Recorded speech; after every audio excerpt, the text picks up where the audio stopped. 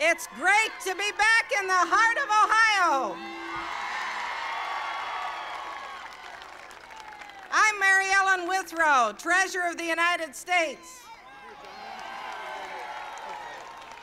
I used to be Treasurer of Ohio. And then before that, I was Treasurer of Marion County. I tell you, it's such a thrill to be a part of this. You know, 48 years ago, in 1948, I went to Marion to watch President Truman come in on this train.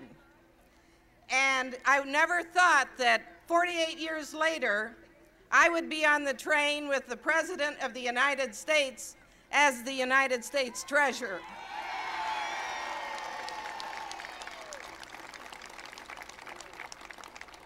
It's been such a thrill to be a part of this administration.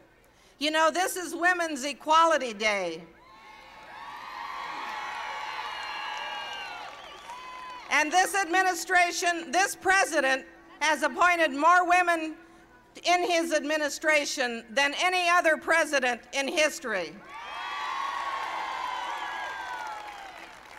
My office is in the Treasury, right beside the White House.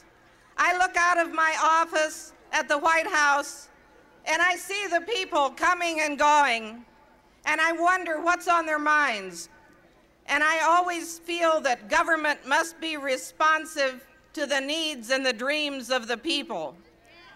And I have traveled all over this country doing what we call White House Women's Conferences, where we get a group of women together and we ask them, what do you want from your government? And I've heard the same thing all across this nation. We want education. We want our children taken care of. We want health care. And we want gun control. Well, I'm very proud to say that this president has addressed all of those, and he's on the right track. Well, Ohio was there for President Clinton and Vice President Gore 4 years ago, and we're going to be there for him this November.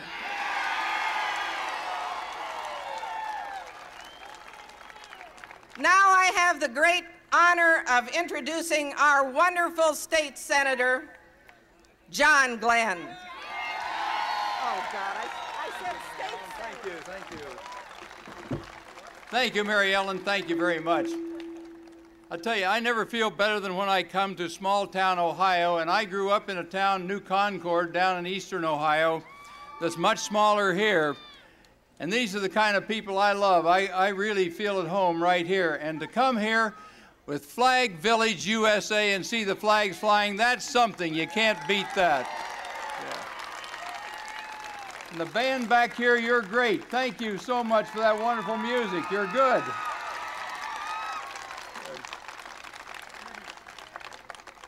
After the president was nominated back in 1992 for the 1992 campaign in New York, he came to Ohio on that first swing on a bus trip.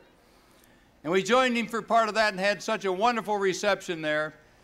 And now he's come back again in this campaign to repeat that, because Ohio really is the heart of it all, whether we're talking about politics or the heart of this country's economy or whatever. And so I'm just honored to be here today and be with all of you, because the way it was in '92 is going to be the same way it was in '96. This president's going back to the White House. And not just because of wishful thinking as being Democrats either. It's because of the track record. And you know, to watch that convention in San Diego just a few days ago, you'd think that very little had been accomplished. And yet this president has taken on the economy, has brought our budget deficit down. We're heading toward a balanced budget. He's addressed crime, some special programs that he talked about a little while ago in Columbus just this morning. We're talking about the environment. We're talking about education for our children. Nothing can be more important for the future of this country and our position in the world and our economy than making sure that every single young person here gets their talents and capabilities developed to the maximum extent possible through the best education system in the world.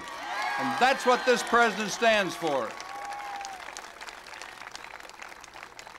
It's my pleasure today to also introduce the person who will be introducing the president. That's Reverend David Brown.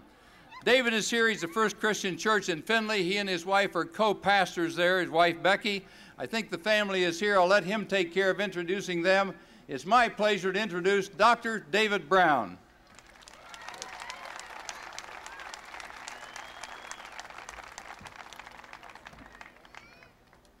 Mr. President, it is a distinct honor to have the opportunity to speak to you today. When I was pondering the awesome responsibility of speaking before the President of the United States of America, initially I thought I ought to be pretty nervous about that fact, but then it came to me that I speak in the presence of God on a very regular basis, so this ought to be a piece of cake.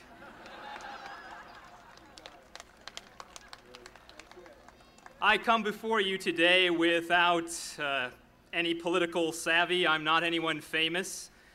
But as an ordinary citizen, and most importantly, as a husband of a beautiful, loving wife, Becky, my co-pastor, a father to 3 wonderful sons, Adam, who is 7 years old, Daniel, who is 6, and Benjamin, who is 4.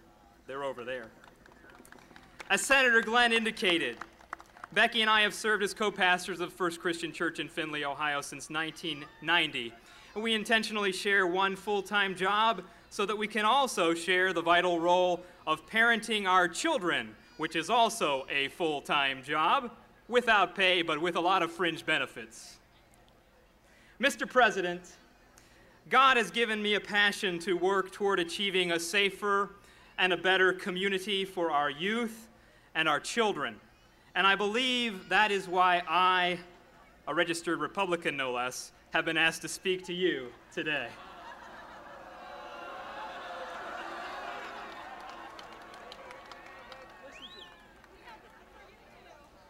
It's a big tent, isn't it? I do not consider myself a hero, but I hope that with God's help, I am truly an advocate for all children. The 2 specific areas which I have felt called to work with in this area include parent involvement in our schools and in preventing child and youth access to alcohol and tobacco products.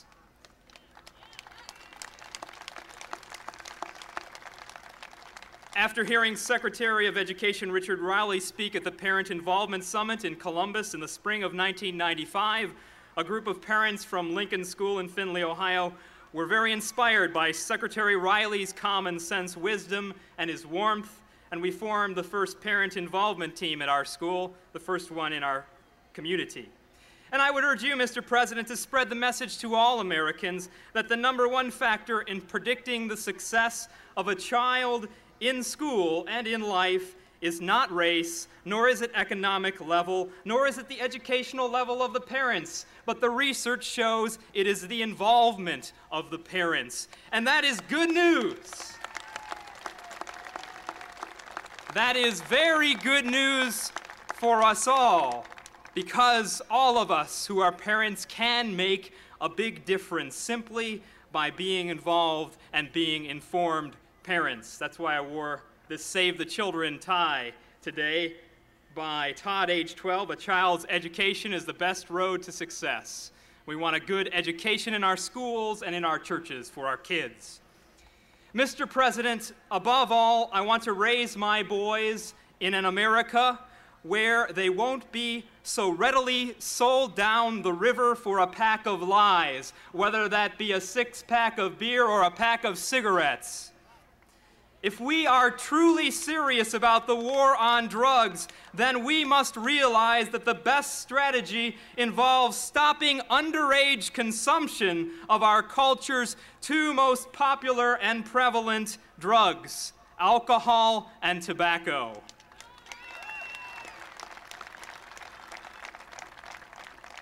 I applaud you, Mr. President, for your current initiative on youth smoking. It is a huge step in the right direction. I know that it took political courage, a lot of political courage, to take on vested interests and powerful interests, and I applaud you for stepping up to the plate on behalf of our children and our youth. America is ready for our politicians to quit partisan finger-pointing and to act with courage to prevent our kids from so easily entering the cycle of addiction. It's the logical thing to do, and it's the right thing to do. One thing that I would ask of you, Mr. President, is that we can somehow make it easier for our local communities, like this one in Hancock County, to take away licenses from those businesses which repeatedly sell alcohol and tobacco to our kids. Right now in America, businesses seem to face so little consequences for selling to our kids, even when there are decent laws already on the books. It is high time that we draw a line in the sand when it comes to our children and our youth. We must cherish and protect these young ones who are our nation's #1 natural resource. It's time for zero tolerance when it comes to supplying our kids with addictive substances. That's where it all starts, when they're children, and start with cigarettes and then alcohol, and they get it so easily. Let's quit selling our kids down the river for a pack of lies. Quoting from an old Hebrew proverb, "Train up a child in the way that he or she should go, and when the child is old, he or she will not depart from it." It starts and ends with us parents, but it takes the whole village to reinforce our message and to assist us in our task.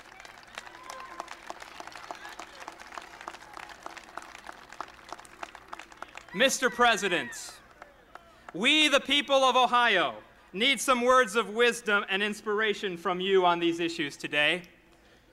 Citizens of the great state of Ohio, I now have the privilege to introduce to you the leader of the free world, the President of the United States of America, Mr. William Jefferson Clinton.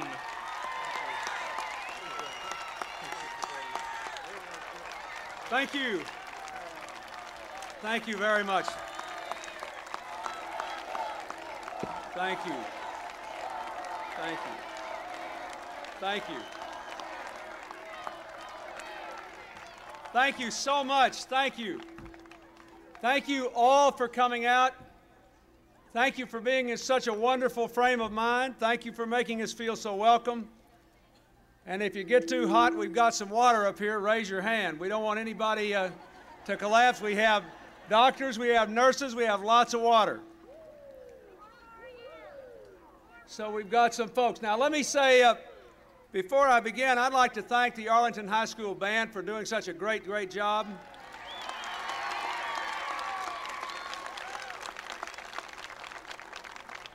I'd like to thank the other people whose names I've been given, Miss Mary Gould, the piano player, the Paragon Barbershop Quartet, Tom Krosky and his band. I'd like to thank Mayor Lynn Orwick of Arlington, Judge Reginald Ralston, the Mayor of Astoria, Mr. Jim Bailey, and Paul McLean, the candidate for Congress who spoke earlier, I think. Thank you all for being here. Thank you, Mary Ellen Withrow, for doing a great job as the Treasurer of Ohio and the Treasurer of the United States. I'm proud to have you in this administration. I want to thank Senator John Glenn for being here with me on this train trip through the heartland and for his consistent patriotic leadership for our country and for the people of Ohio in the Senate, to build the economy, to protect our interests around the world, to keep our defense strong, and to lead our party and the Congress, and to help our administration in the most dramatic savings of funds and downsizing of government in modern American history. We now have the smallest and most efficient federal government since John Kennedy was the President of the United States, thanks in no small measure to John Glenn of Ohio.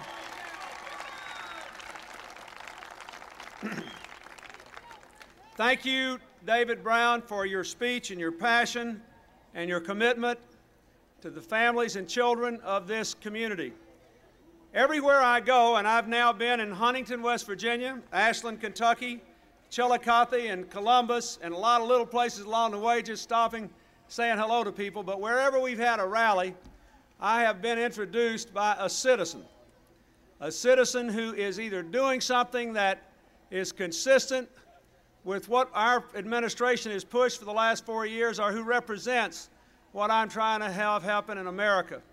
I'm sure a lot of you saw that last week our administration became the first one in history to take very strong action to try to limit the marketing, distribution, and sales of tobacco to young people.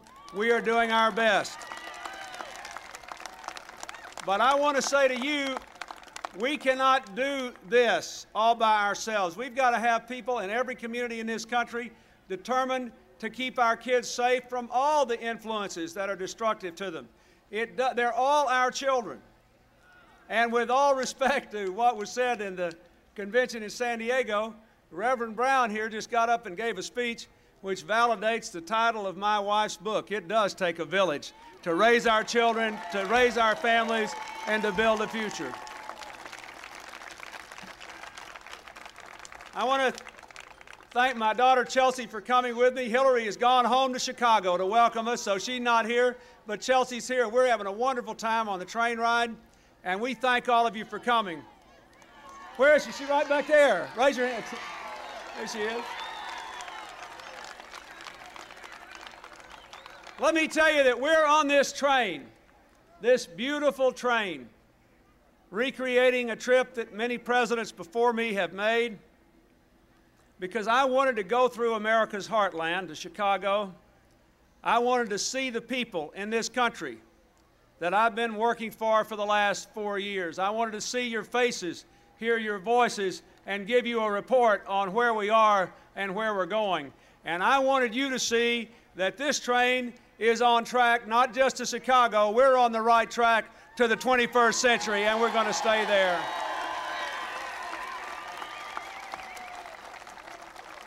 Four years ago, just think about 4 years ago, when I came to the people of Ohio.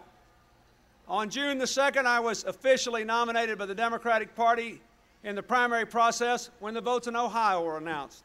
At the Democratic Convention in July in New York, the delegation from Ohio made me the legal nominee of the Democratic Party. And on election night, it was when the votes of Ohio were announced that all the prognosticators said Bill Clinton will be the next president of the United States. Thank you, Ohio. Now remember what gave rise to that election. Unemployment was high, wages were stagnant, crime was rising, a host of unmet social challenges were plaguing us, and cynicism was on the rise in America. Now look where we are after 4 years. We brought the deficit down with a very tough vote in 1993 that our opponents said would wreck the economy. And what happened? We got interest rates down, we got new jobs going. The deficit's been reduced 60% in 4 years, and my fellow Americans, there would be a surplus in your national treasury today, but for the interest we still have to pay on the debt that was run up in the 12 years before I took office. Let's don't go back and make that mistake again. And what have we gotten out of it? We have 10.25 million new jobs, 4.5 million new homeowners, 10 million families have refinanced their homes at lower interest rates, 12 million American families have taken advantage of the family and medical leave law so they can take a little time off when a baby's born or a parent's sick without losing their jobs. We have record numbers of new small businesses, record numbers of exports. 50 million Americans are breathing cleaner air. We cleaned up more toxic waste dumps in 3 years than the previous 2 administrations did in 12.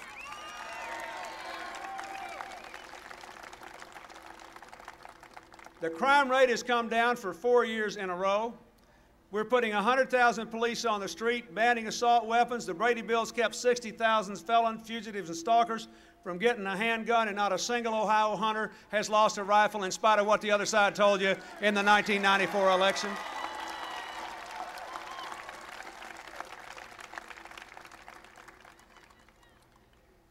After a decade Real wages are finally starting to rise again for ordinary working people. 15 million American families with the lowest wages who are working full-time have gotten a tax cut, so we can say in America, nobody works full-time and has kids at home and lives in poverty anymore. That's a very important principle that every American of any income ought to share. We want all families to succeed at home and at work.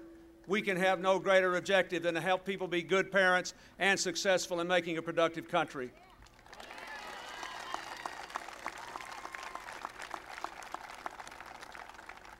College has been made more affordable with lower cost college loans with better repayment terms. We need to do more, but I feel good about where we are compared to where we were 4 years ago. What I want you to think about now is where we still need to go.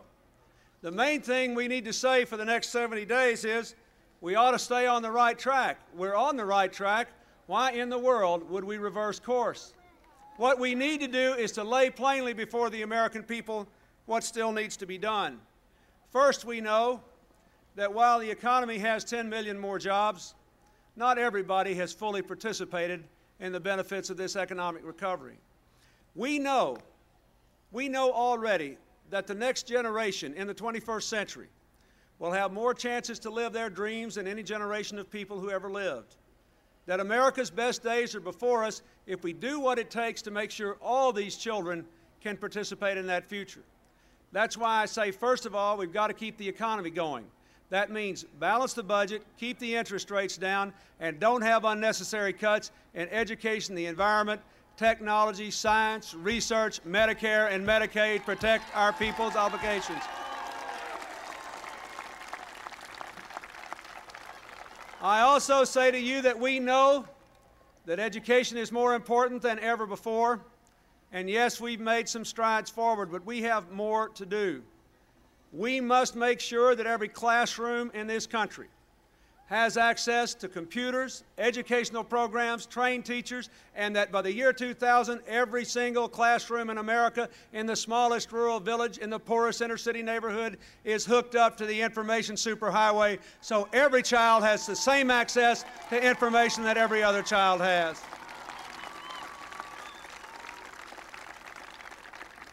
We have to make sure that every American family can afford the education that is critical to our future, not just for the children, but for the adults who will be going back to school as well.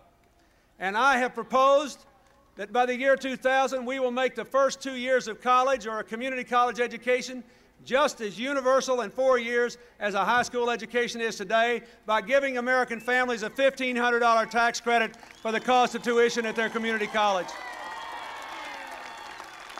A $10,000 tax deduction for any educational cost after high school. We ought to let people deduct their costs for 4 years for medical school, for graduate school, for whatever. We have a vested interest in having the most educated people in the world, and we need every family to be able to do that, not just those that can afford it. I have proposed making it easier for families to save. Today, you can't take out an IRA if your income's over $40,000. Under our proposal, we'll go up to $100,000 for a couple in income. And now, under a bill just passed by Congress, if there are two people in the home, they can both put aside $2,000 a year. And under my proposal, you'll be able to withdraw from that without any penalty for a college education, to finance a first home, to deal with a health care emergency. Let's save in a way that helps America. Let's have a tax cut we can pay for, balance the budget that's for children and education.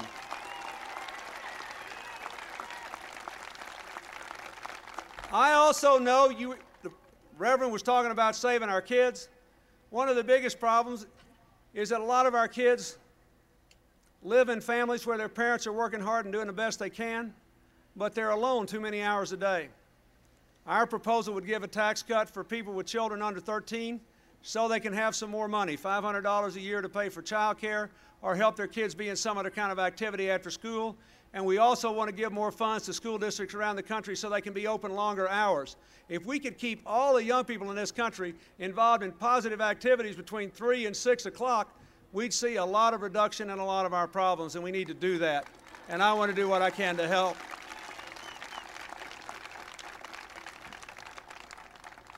I want to see this become a more responsible country. Yes, the crime rate's gone down for 4 years in a row, but we have to finish the job.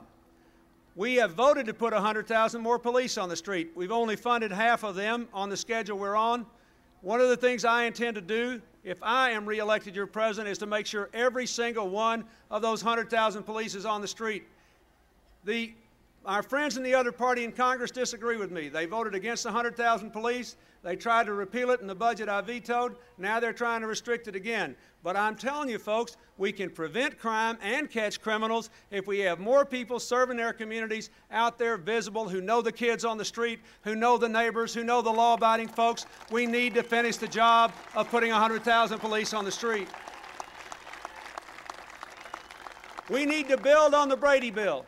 I'm so proud tonight that when the Democratic Convention opens, one of the people who's going to speak is the wife of Jim Brady, who was President Reagan's press secretary until he was almost killed when President Reagan was shot. And Jim and Sarah Brady have spent their lives, not as Republicans, not switching parties to the Democratic Party, just being Americans, trying to say this is crazy for us to keep letting felons get guns. And when they passed the Brady Bill, I was proud to sign it, and I worked hard to pass it. I didn't agree with the politicians who were afraid to tell the American people that on this issue, the NRA was wrong, that it wasn't going to kill anybody to wait 5 days to get a handgun while we checked their records. 60,000 felons, fugitives, and stalkers don't have guns today. We're safer. I'm proud of it. And Sarah Brady is going to speak at the Democratic Convention tonight because we stood for that, and I'm proud of that. But we have to do more. More to help our streets be safe, more to help our families be strong. I just want to mention a couple of things I talked about in Columbus today at the Police Academy. The Brady Bill today covers felons. It ought to cover violent misdemeanors, specifically domestic violence. People that have engaged in domestic violence should not be able to have handguns. And we ought to ban cop killer bullets. I've been trying to do this ever since I got there. I don't understand why in the world we need bullets that pierce bulletproof vests. There's not a deer in the woods in America wearing a Kevlar vest. We don't need them. The police need them. We ought to do it.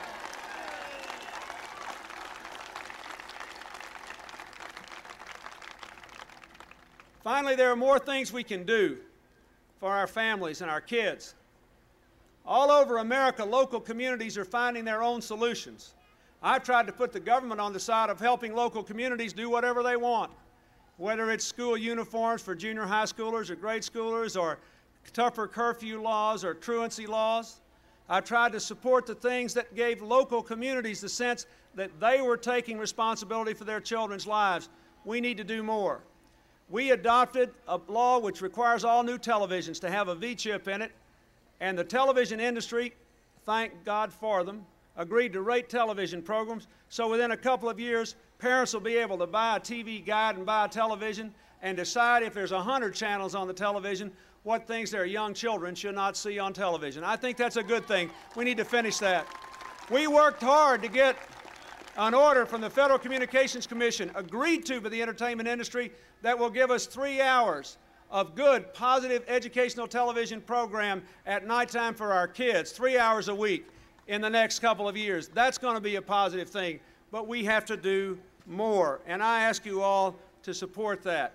We've got to keep working to make childhood special, childhood safe, childhood have integrity, and we all have a responsibility for it. Let me finally say this. I know there's going to be a lot of debate in this election about the tax cut proposal that the other side has made, and it sounds good. It's bigger than, I'll tell you right now, it's a whole lot bigger than the tax cut, I'm promising you. I fess up, I promise it is. But there's a big difference in the one I'm promising and the one they are. We can pay for mine.